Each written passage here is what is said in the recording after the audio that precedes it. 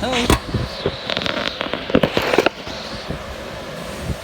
2010 A6 Audi. Rear door handle. The front door handle looks the same. You get the door panel apart, you have to take trim and everything out. You'll have to slide this clip. You'll have to grab this because it catches on the inside the inner handle bracket. Pry it up some so you get clearance. Pull it forward all the way. Alright. Now the handle doesn't come apart yet.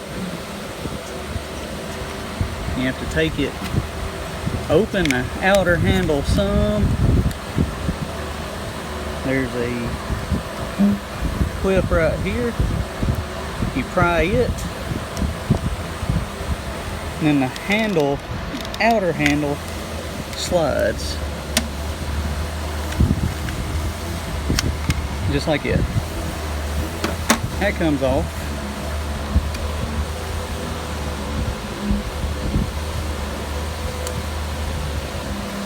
Alright.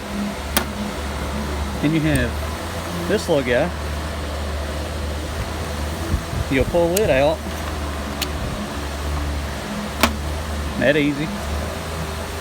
And this is still in the door. You have your clip on the back slid where these are clear.